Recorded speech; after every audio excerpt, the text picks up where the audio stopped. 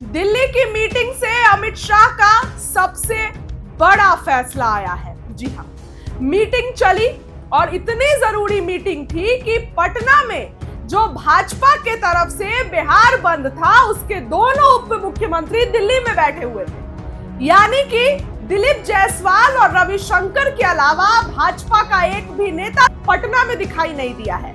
सभी नेता दिल्ली में बैठे हुए थे।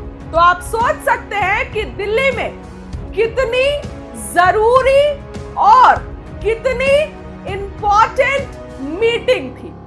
दिल्ली की मीटिंग से सबसे बड़ा फैसला ये आया है कि अमित शाह 25 से 30 विधायकों का टिकट काटने जा रहे हैं। जी हां, नीतीश कुमार पर भी फैसला आया है। जी हां, दिल्ली की बैठक इतनी जरूरी थी कि ना बिहार में सम्राट चौधरी थे, ना बिहार में विजय कुमार सिन्हा थे। सिर्फ प्रदेश अध्यक्ष और एक सांसद, पटना साहिब से सांसद रविशंकर प्रसाद। इसके अलावा कोई सांसद या विधायक तो आप कह सकते हैं, लेकिन और कोई भी केंद्रीय मंत्री नजर नहीं आया। चिराग पासवान पटना आते हैं, मुजफ्फरपुर चले जाते हैं, रैली करते हैं वहां पर जाकर। लेकिन दोस्तों, क्या आपने ये देखा कि दिल्ली की मीटिंग इतनी जरूरी थी? ये भाजपा की मीटिंग थी और इस भाजपा की मीटिंग में ये डिसाइड किया गया है। देखिए, अमित शाह, ऐसा कहा जाता है कि ब्लैक कॉफी पीकर रात में जगते हैं, भाजपा के लिए रणनीति बनाते हैं। भाजपा पर अगर कोई भी मुसीबत आती है तो उसको टैकल करते हैं अमित शाह। भाजपा के चाणक्य कहे जाते हैं। और दोस्तों, ये इतना जो सीट शेयरिंग का मुद्दा चल रहा है ना, ये चिराग अपने तेवर दिखा रहे हैं, जीतन राम मांझी अपने तेवर, इन सबका जिम्मा रिस्पॉन्सिबल अमित शाह ही है।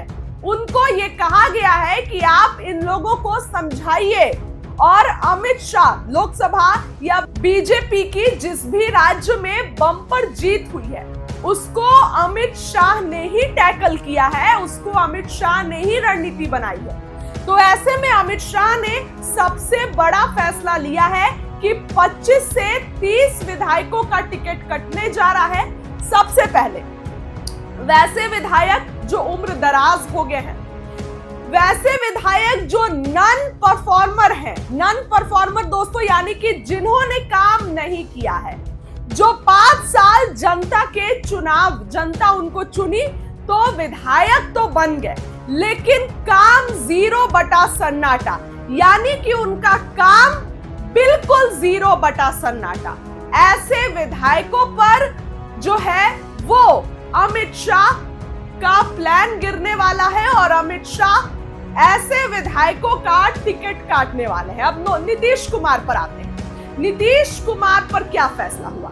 अब देखिए, नीतीश कुमार को यह तो नहीं कहा गया है कि मुख्यमंत्री नहीं होंगे, लेकिन यह भी नहीं कहा गया है कि मुख्यमंत्री नीतीश कुमार ही होंगे। आप समझ रहे हैं, बिहार की धरती पर प्रधानमंत्री आते हैं, गृह मंत्री आते हैं, लेकिन नहीं बोलते हैं कि नीतीश कुमार ही हमारे मुख्यमंत्री आगे के होंगे। क्यों नहीं बोलते हैं? और तब नहीं बोलते हैं जब विपक्ष नीतीश कुमार को लेकर तमाम तरीके की बयानबाजियां करता है, तब ये बातें नहीं बोलते हैं भाजपा वाले। तो क्या उनको पता नहीं है कि नीतीश कुमार पर इस तरीके की बयानबाजियां हो रही है, तो क्यों नहीं ये बयान दे दिया जाए कि नीतीश कुमार ही मुख्यमंत्री होंगे? क्यों नहीं बोलते हैं भाजपा वाले? तो ऐसे में दिल्ली की इस बैठक में अमित शाह ने सबसे बड़ा फैसला लिया है और वो फैसला यही है कि 25 से 30 विधायकों का दोस्तों टिकट कटने जा रहा है। इसके साथ ही सीट बंटवारे पर जहां एक तरफ चिराग पासवान डिमांड कर रहे हैं, जीतन राम मांझी डिमांड कर रहे हैं, उपेंद्र कुशवाहा डिमांड कर रहे हैं, तो इन लोग को ज्यादा सीट नहीं मिलेगा। ज्यादा सीट ना चिराग पासवान को मिलेगा, 20 से 20 सीट जा रही है। और अमित शाह ने इस बात को यह कह दिया है कि इससे ज्यादा सीट जो है वो नहीं देने जा रहे हैं। बीजेपी अपना ऑपरेशन लोटस चलाने में माहिर है। अगर आप मान लीजिए कि बीजेपी अपना खुद का मुख्यमंत्री बनाने के आंकड़े से अगर थोड़ा ही पीछे रहती है, मात्र थोड़ा, तो क्या बीजेपी जदयू के विधायक को नहीं तोड़ेगी? बिल्कुल तोड़ेगी। ये बात महाराष्ट्र में आपने देखा कि बीजेपी ने देवेंद्र फडणवीस को मुख्यमंत्री बनाया, एकनाथ शिंदे के नाम पर पूरा चुनाव हुआ और आखिर में क्या हो गया, तो देवेंद्र फडणवीस मुख्यमंत्री बन गए ना। कैसे बन गए देवेंद्र फडणवीस? तो ये बीजेपी का एक, आप कह सकते हैं कि बीजेपी ये काम करेगी। तो अमित शाह की बैठक इतनी जरूरी थी कि ना पटना में दोनों उप मुख्यमंत्री आए, जबकि ये मामला प्रधानमंत्री का था।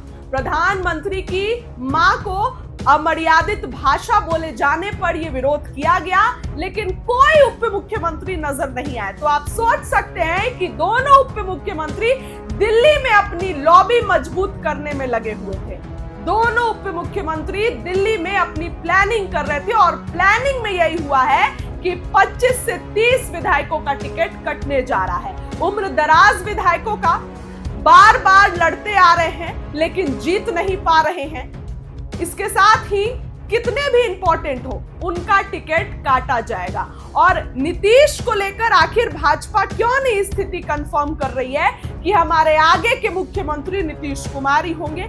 इस पर भाजपा कुछ भी क्लियरेंस क्यों नहीं कर रही है? तो अमित शाह, और देखिए ये हमेशा से कहा जाता है कि नीतीश कुमार प्रधानमंत्री को पसंद करते हैं लेकिन अमित शाह को नहीं पसंद करते हैं। नीतीश कुमार को नहीं पसंद है कि अमित शाह बिहार के मामले में अड़चन लगाएं। और अमित शाह ही वो इंसान थे जब नीतीश कुमार कॉल करके बोलते हैं कि सब कुछ ठीक है और अगले दिन पाला बदल लेते हैं, वो अमित शाह ही थे। तो आप सोच सकते हैं कि नीतीश कुमार को नहीं पसंद है कि भाजपा जो है वो अमित शाह बिहार के मामले में टांग लड़ाए। आप देखिए दोनों उप मुख्यमंत्री फिलहाल दिल्ली में हैं और दिल्ली में इस मीटिंग में क्या कुछ हुआ हमने आपको बताया कि अमित शाह के क्या कुछ फैसला आया है। दोस्तों यही जानकारी सामने आई है कि अमित शाह ने बिल्कुल लिख दिया है कि नॉन परफॉर्मर विधायकों का, नॉन परफॉर्मर एमएलएस का